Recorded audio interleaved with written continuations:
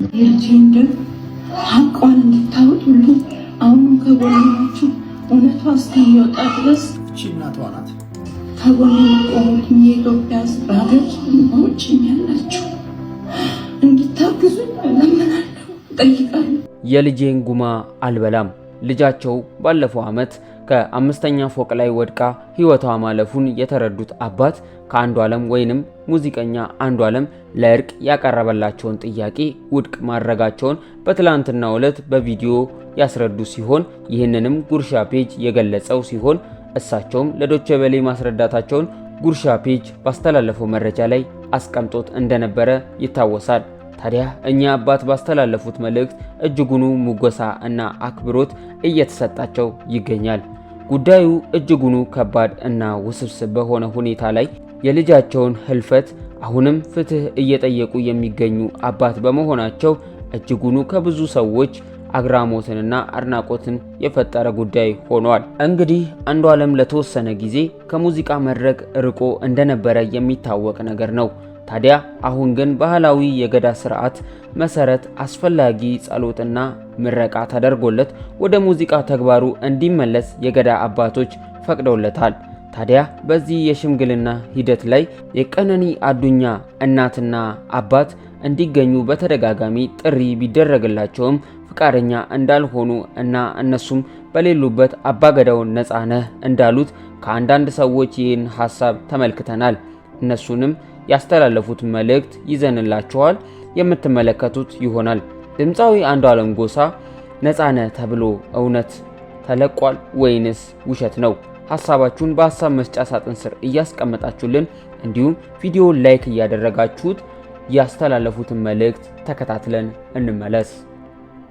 የተወሰነ ጊዜ ከሙዚቃው መድረክ ርቆ የቆየ ቢሆንም አሁን ግን ባህላዊ የገዳ ስርዓት መሰረት አስፈላጊው ጸሎትና ምርቃት ተደርጎለት ወደ ሙያው ተግባሩ እንዲመለስ የገዳ አባቶች ፈቅደውለታል የተባለው።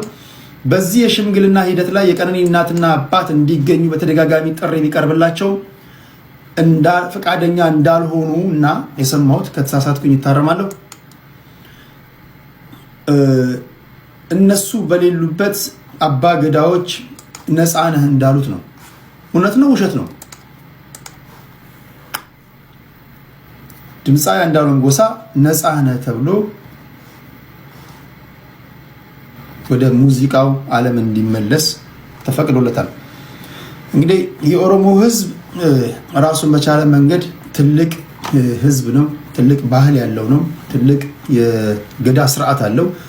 በሄዱበት መንገድ የሁለቱንም ቤተሰቦች አንዷለም ጎሳ አሁን በህግ ቋንቋ ተጠርጣሪ ነው የሚባለው። ህግ ቀነኒን ግን ማን እንደገደላት ግልጽ አላደረገም። ቤተሰቦቿ ፍትህ ይፈልጋሉ። ከፎቅ ላይ ወድቃ ነው አንድ ነገር ነው፣ ሰው ገድሏት ነው አንድ ነገር ነው። ይሄ በሆነበት ሁኔታ አንዷለም ጎሳ ነፃነህ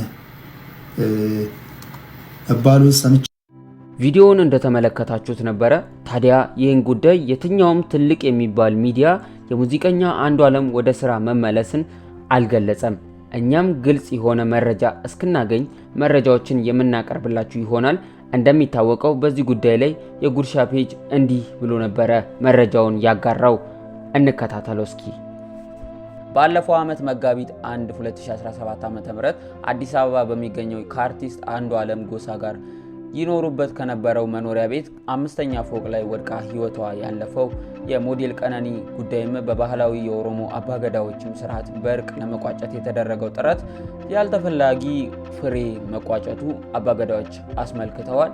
የወጣቱ ጉዳይም ህልፈትም ከተሰማ ዕለት ጀምሮ በቅርበት ስንከታተል በባህላዊ ስርዓትም ፍትህ እንዲገኝም ጥረት ስናደርግ ነበረ ሲሉ አስተያየታቸውን ለዶቼ ቬለ የተናገሩት የቱለማ አባገዳ ጎበና ሆላ ባለፉት 3 ወራትም ጉዳዩን በርቀትም ለመቋጨት የተደረገው ጥረት ግን ሳይሰምር መቅረቱን አስረድተዋል።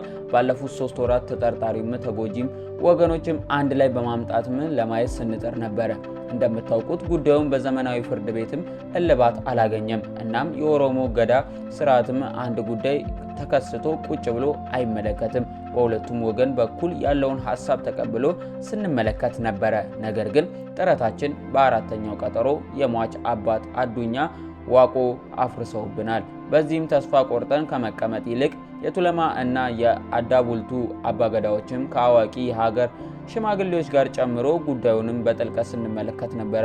ወደ ሟች አባት አቶ አዱኛ ዘመድም አዝማቾች የአካባቢ አባቦኩ አውጥተንም ብንጠራም ሽምግልናውን አልተቀበሉም። እናም አሁን ተስፋ ቆርጠን ትላንትና ማክሰኞ ጥረታችንን አቋርጠናል ብለዋል። እንግዲህ በዚህ ቪዲዮ ላይ ሐሳብና አስተያየት ካላችሁ ሐሳብና አስተያየቶቻችሁን በሐሳብ መስጫ ሳጥን ስር ያስቀምጡልን። ለፋሪስ ሚዲያ ቤት አዲስ ከሆናችሁ ቤቱን ሰብስክራይብ በማድረግ ቤተሰብ ይሁኑ እንላለን። መረጃ በፍጥነት እንዲደርሳችሁ የደውል ምልክትን መጫን አይርሱ። እንዲሁም ደግሞ ቪዲዮውን ከወደዳችሁት ላይክ እና ሼር ማድረጋችሁ አይዘንጋ። እኛ በሌላ እና በአዲስ መረጃ እስክንመለስ ድረስ ቸር ሰንብቱ።